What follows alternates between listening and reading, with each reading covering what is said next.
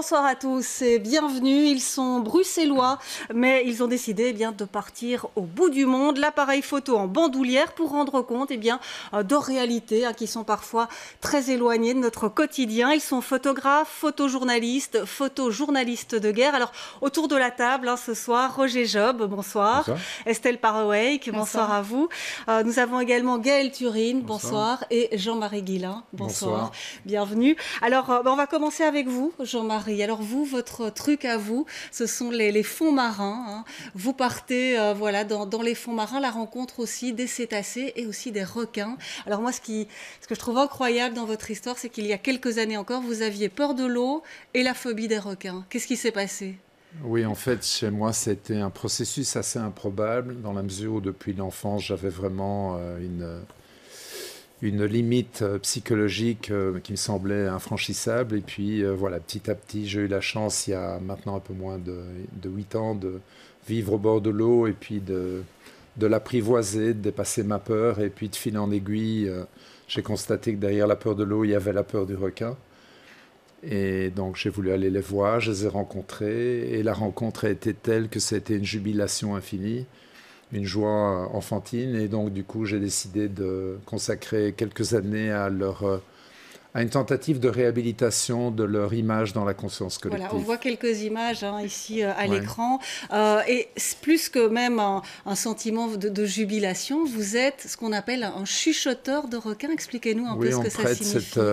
Oui, en fait, je me suis découvert une aptitude au fil de ces 1200 heures en compagnie des requins, une aptitude d'entrer en lien avec certains individus et de réaliser qu'on pouvait, sans passer par le mode verbal, avoir une communication avec des individus d'autres espèces, et que ça partait d'une intention, et que cette intention, il fallait la nourrir avec une émotion.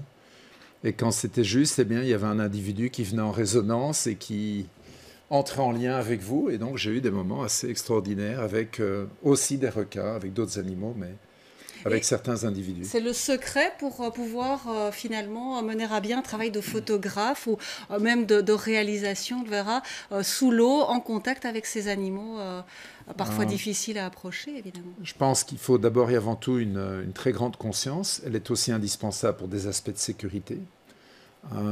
Conscience par rapport au milieu, par rapport aux individus qu'on a en face de nous. Il faut avoir, en fait, notre sécurité réside essentiellement dans la capacité d'identifier la personnalité de l'individu qu'on a en face de nous et de voir si on peut ou non danser avec lui. Et donc, quand vous avez un individu qui est plutôt agressif ou inquisiteur, vous allez prendre une position de retrait. Et je crois que c'est important d'avoir assez d'humilité pour se retirer quand c'est nécessaire. Alors on verra que chez vous c'est aussi une histoire de famille, cette approche des fonds marins et des animaux marins. Je vais me tourner vers Gaëlle Turine, bonsoir. Vous êtes donc photographe, photojournaliste aussi. Finalement, c'est quoi la différence, Gaëlle ? Photojournaliste, comme son nom l'indique, il y a une combinaison entre une volonté de transmettre visuellement et photographiquement les situations, mais avec cette dimension journalistique, parce qu'on est là pour raconter l'histoire, pour témoigner de situations. Je pense que c'est un terme qui convient assez bien à une certaine pratique du métier de photographe. Alors, vous allez aussi, vous, un petit peu aux quatre coins du monde. On vous a suivi déjà ici à BX1 dans différents parcours. Vous revenez ici avec un livre que vous publiez qui s'appelle « En bas, la ville ». Ça se passe en Haïti. C'est un pays qui vous tient à cœur. Ça, expliquez-nous un peu ce qui s'est passé là-bas. On va voir quelques images et que signifie « En bas, la ville ». En bas, la ville, en fait, c'est une traduction de ce créole haïtien qui est en bas la ville en deux mots et qui en fait veut dire simplement le centre-ville. Et donc c'est un livre qui rassemble toute une série de photos que j'ai réalisées dans le centre et dans le cœur bouillonnant de Port-au-Prince. Port-au-Prince qui est une ville à la fois chaotique et poétique, à la fois fiévreuse et lumineuse, donc et avec ces espèces de combinaisons assez fascinantes, assez attirantes, excitantes même. Et c'est vrai qu'il y a une forme d'esthétique comme ça dans ce chaos, mais qui nous parle aussi de la société haïtienne. Et voilà, moi j'ai au cours de ces 3 dernières années, fait pas mal de séjours à Port-au-Prince liés à un cycle de formation. Oui, dont on parlera voilà. Et donc, voilà, moi, j'ai souhaité pouvoir aussi mener un travail personnel sur cette ville que j'avais plutôt traversée lors de tous mes séjours précédents. C'est-à-dire que j'ai plutôt travaillé en milieu rural et dans les provinces, sans vraiment m'arrêter à Port-au-Prince, tandis que c'est une ville qui a une identité très forte, qui a une âme très forte, et voilà, c'est sûr que j'avais envie de la découvrir un petit peu plus en profondeur, et c'était le point de démarrage de cette... on parlait tout à l'heure du contact particulier avec les animaux. Vous allez plutôt à la rencontre des gens, des personnes. C'est leur réalité aussi que vous voulez, dont vous voulez rendre compte. Ça fait aussi de belles rencontres, j'imagine. Oui, ça fait... Ou parfois des rencontres plus difficiles, peut-être. Oui, non, ça fait des rencontres très fortes. Mais il se fait que, justement, dans ce travail en bas la ville, je me suis peut-être un petit peu éloigné de cette dimension journalistique, justement, parce que, par exemple, dans le livre, il n'y a pas de légende descriptive ou explicative. C'est plutôt un travail sur les ambiances et les atmosphères de la ville. C'est sans doute lié au fait que je me suis associé à un écrivain, voilà, donc Laurent Godet, pour l'écriture des textes. Et donc, on a cherché une forme de terrain d'entente entre son écriture plutôt de forme poétique avec mes photos. Et donc, des rencontres, il y en a eu énormément, beaucoup, mais on ne va pas dire qu'elles sont à la base, en tout cas, de la sélection des photos que j'ai réalisées pour le livre. Ce qui n'empêche pas que pour d'autres publications dans la presse notamment, je m'oriente vers des choix de photos plus journalistiques, plus documentaires, et où les rencontres avec les gens, les histoires personnelles des gens sont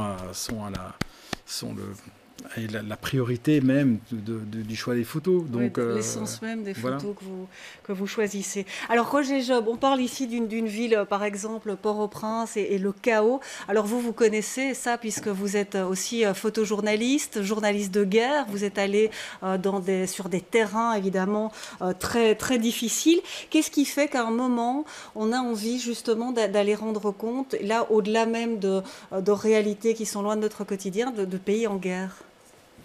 C'est l'envie de comprendre, l'envie de voir par ses yeux et l'envie de raconter à ses semblables ce que d'autres êtres humains vivent ailleurs et qui sont, à mon avis, souvent très mal racontés par la télévision.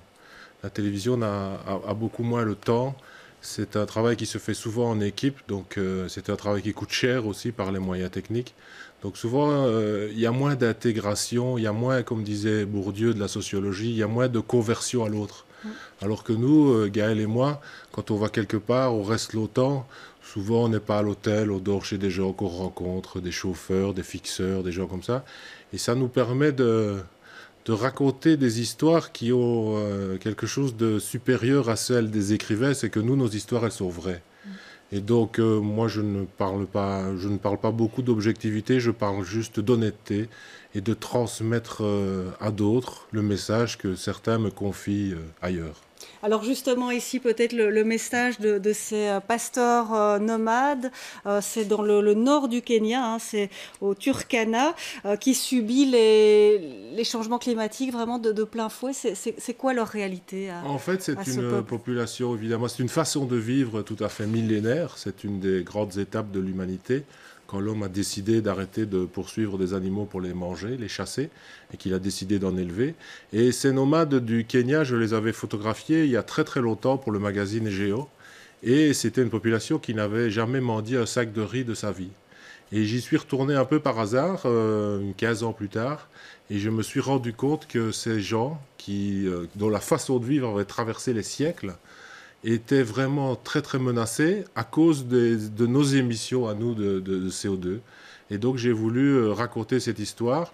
Et en fait c'est une trilogie. J'ai commencé par... Je fais pour le moment un travail sur les gens qui sont attachés, qui vivent avec un animal fétiche, compagnon, qu'ils élèvent, et qui est pour eux une raison de vivre. Donc j'avais commencé simplement avec les gens qui travaillent dans les forêts en Ardennes avec le cheval de trait.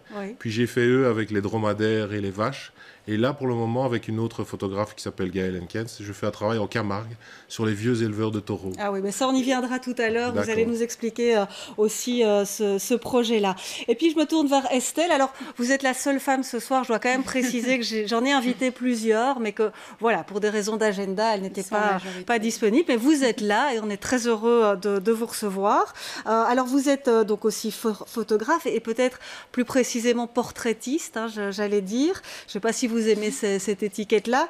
On va en parler. Mais c'est aussi une belle histoire, la photo. Et la famille n'y est pas pour rien non plus hein, dans ce que vous faites aujourd'hui. J'ai commencé l'image, ou du moins à m'y intéresser quand j'étais très jeune. Et j'ai une petite sœur adoptée de Thaïlande, tout près de Bangkok. Et oui, elle est arrivée dans ma vie quand j'avais l'âge de m'en rendre compte. Il y a de ça 8 ans, je pense. J'avais 16 ans. Du coup, j'ai commencé mon projet photographique sur elle. Et j'ai, depuis 8 ans, mené un travail photographique sur l'enfance, sur ces enfants qui ne sont pas nés avec la même chance que la mienne, mais qui ont évolué différemment aussi. Ça m'a amené aussi à voyager à travers le monde. Ça, c'est en Mongolie, aux Philippines, beaucoup, en Asie énormément. Et j'ai décidé après coup de mener un projet concret, parce que c'était assez important suite aux rencontres. Et j'ai mené un projet qui va se concrétiser le mois prochain.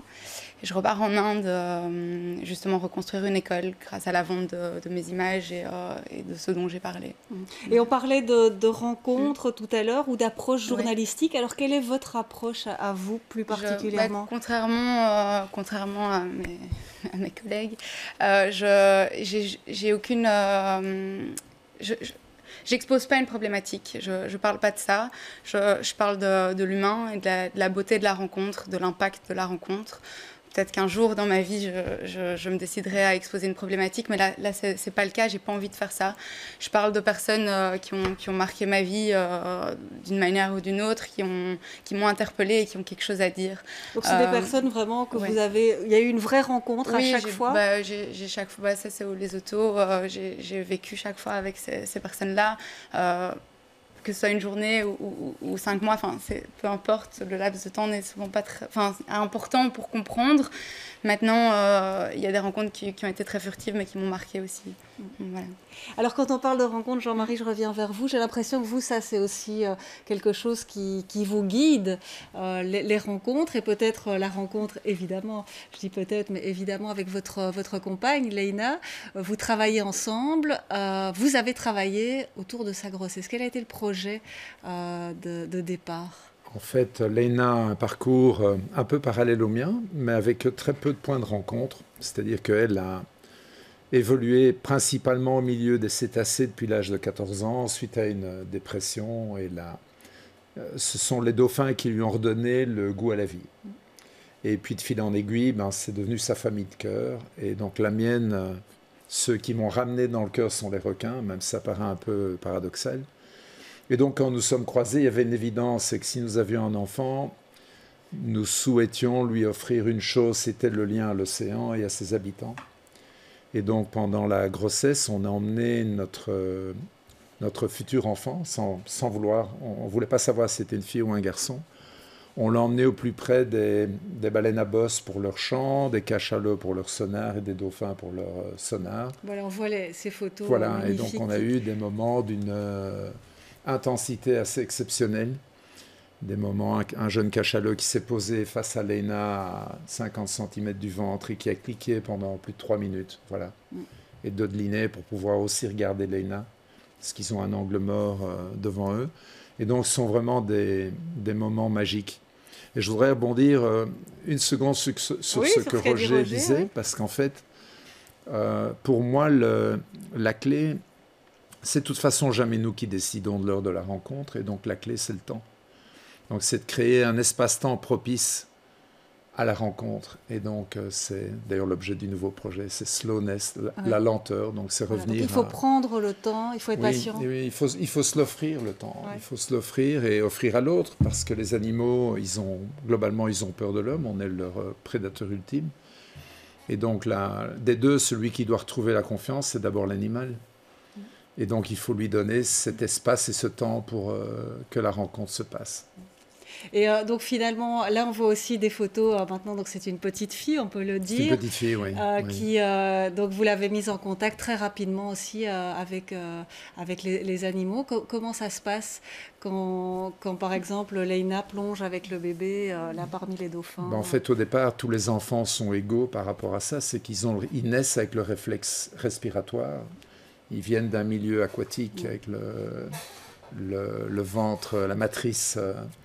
Et donc, quand on immerge un bébé, il peut retenir sa respiration spontanément jusqu'à près d'1 minute. Donc, si on maintient ce réflexe respiratoire, on peut déjà, entre guillemets, avoir d'excellents apnéistes sans effort aucun. Et puis après, malheureusement, quand on est revenu pour des périodes plus longues en Europe, elle a perdu le réflexe respiratoire. Et donc, on a dû le réacquérir, l'aider à le réacquérir. Mais la clé, c'est que ça reste synonyme de joie. Ça, c'est vraiment important de ne jamais entrer dans une instrumentalisation de l'enfant. Donc, ça vient d'elle ou ça ne vient pas. Voilà. Alors, Gaëlle, on va parler maintenant de transmission et des workshops, des ateliers que vous organisez. Vous en avez organisé en Haïti, hein, justement, pays dont on parlait tout à l'heure.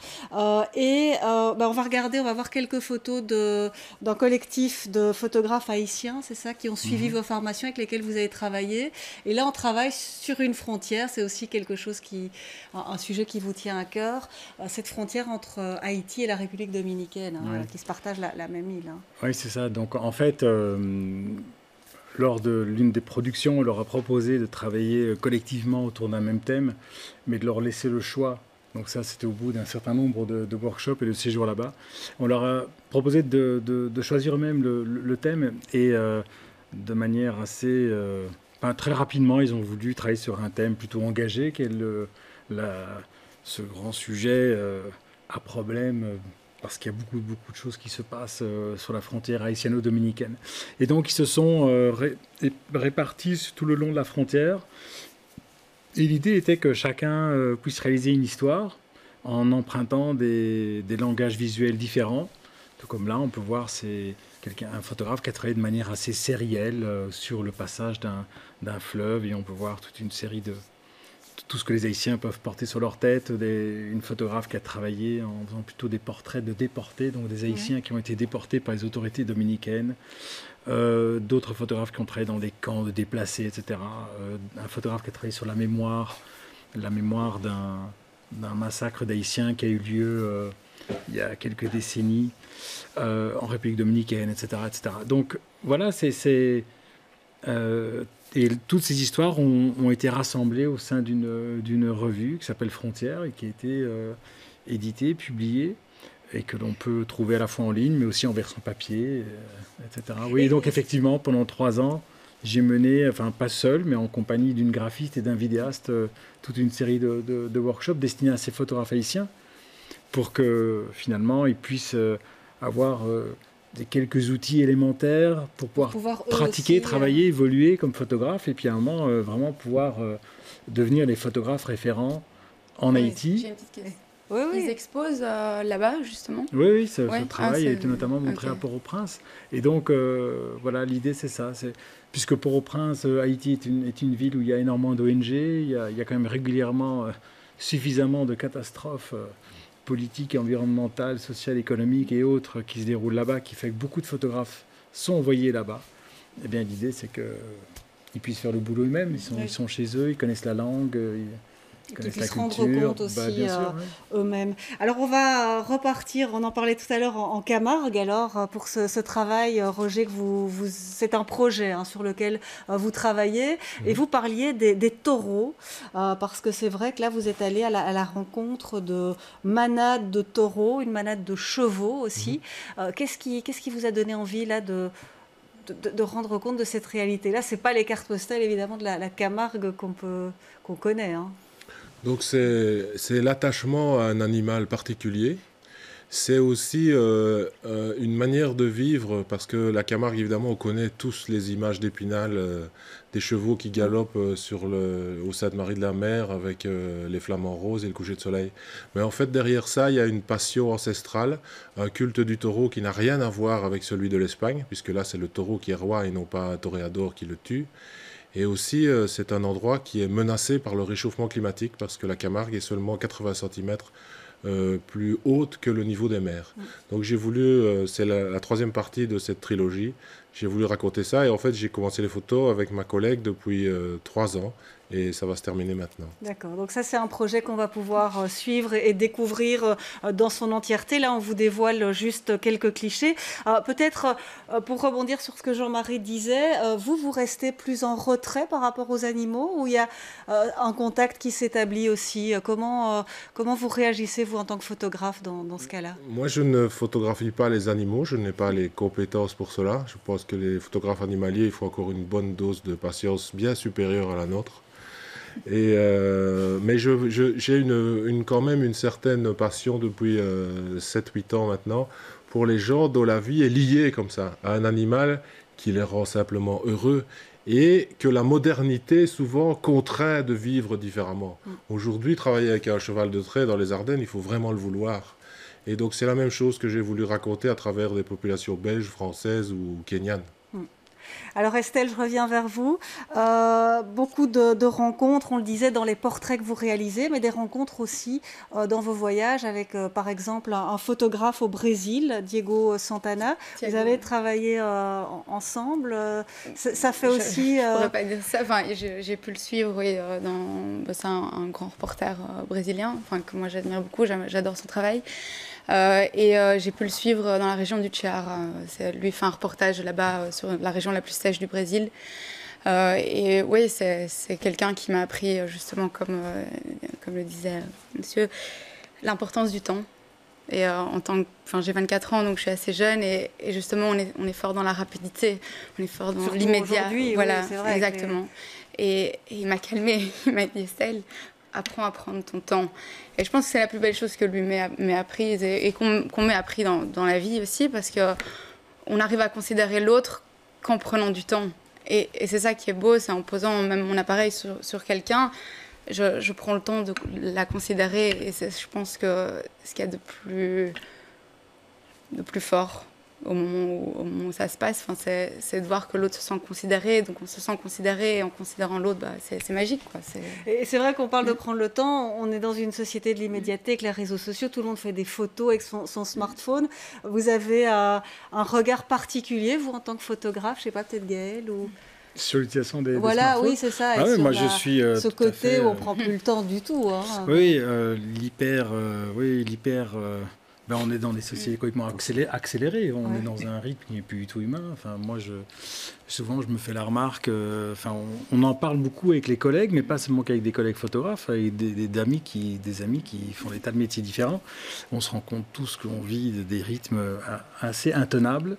Il se fait que... Voilà, comme photographe, effectivement, pour pouvoir vivre du métier, il faut quand même être à Verdun et Waterloo au même moment, sans compter d'autres activités, par exemple comme prof, comme Roger ou moi, par exemple.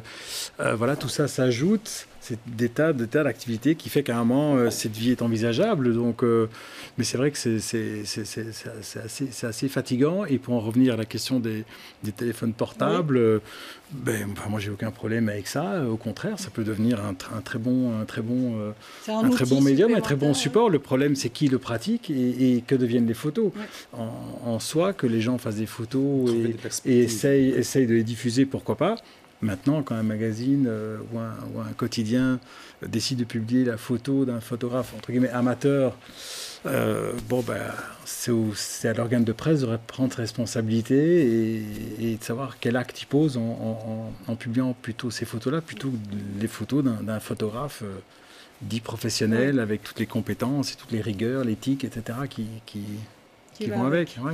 Alors, on arrive déjà à la fin de l'émission. Vous avez des projets encore dont on peut parler peut-être rapidement. Jean-Marie, un beau projet que vous menez, mais toujours avec votre compagne.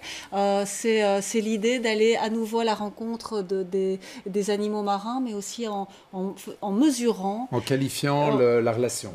Oui, en fait, c'est le projet Slowness qui va porter sur plusieurs années. L'idée, c'est de dépasser simplement le ressenti, l'intuition qu'on a d'une vérité dans un instant, dans une rencontre, et de le mesurer grâce à des équipements qui sont utilisés dans l'espace, qui permettent de mesurer les plus infimes variations de champs électromagnétiques et de coupler cela à des hydrophones, donc des microphones sous-marins, qui ont une gamme audible et non audible qui vont de 0 à 400 000 Hz et qui permettent de vraiment récupérer la totalité du message qu'un animal peut nous transmettre. Je parle des cétacés qui ont un sonar. Voilà. Et donc après, utiliser ces séquences, quand on aura pu voir leur impact, les utiliser pour améliorer le bien-être des humains. Eh bien, voilà. Un beau projet. Roger, vous êtes aussi, vous, directeur de la photographie à 24h01, ce magazine. C'est un autre terrain. Vous travaillez aussi alors en tant que photographe ici, en Belgique. Je n'y fais pas des photos. C'est-à-dire que vous avez fait quand même un reportage, non Il y a très longtemps, mais je n'étais pas encore dans l'équipe. Donc aujourd'hui, je suis là pour alimenter le magazine avec des reportages qui ont une qualité visuelle et narrative intéressante. Et je suis là pour faire en sorte que parfois ces photojournalistes-là qui ne trouvent pas des fois de l'espace pour être publiés correctement. Je suis là pour alimenter le MOOC. Voilà. Mais je ne m'auto-publie pas. Non, d'accord, c'est pas ça que je voulais dire. Très bien, donc on pourra vous suivre notamment là, mais bien sûr dans vos autres projets, notamment celui sur la Camargue. Estelle, vous repartez donc en Inde. Oui, je repars dimanche prochain. Dimanche prochain pour reconstruire cette école. Voilà, pour concrétiser le projet, du coup. Ça va, voilà. Ça va vous nous donnez des nouvelles quand vous rentrez ici à Bruxelles. Et Gaël, donc départ pour le Sénégal pour ses workshops et puis d'autres projets. Oui, des reportages ci et là, mais le projet au Sénégal est important parce que c'est un nouveau cycle de formation qui va s'étaler sur 3 années. Donc cette fois-ci destiné à des jeunes photographes sénégalais. Voilà. Très bien. Eh bien, merci beaucoup. Merci à tous. Je sais que vous avez des agendas très chargés. C'est très gentil à vous d'être venus partager vos passions. J'en profite pour vous dire que le Photo Brussels Festival se tient en ce moment à Bruxelles et ce sera jusqu'au 20 janvier 2018. C'est la 2e édition et c'est sur le thème des portraits. Voilà, l'adresse internet c'est photobrusselsfestival.com. Je vous souhaite une très très bonne soirée. À bientôt sur BX1.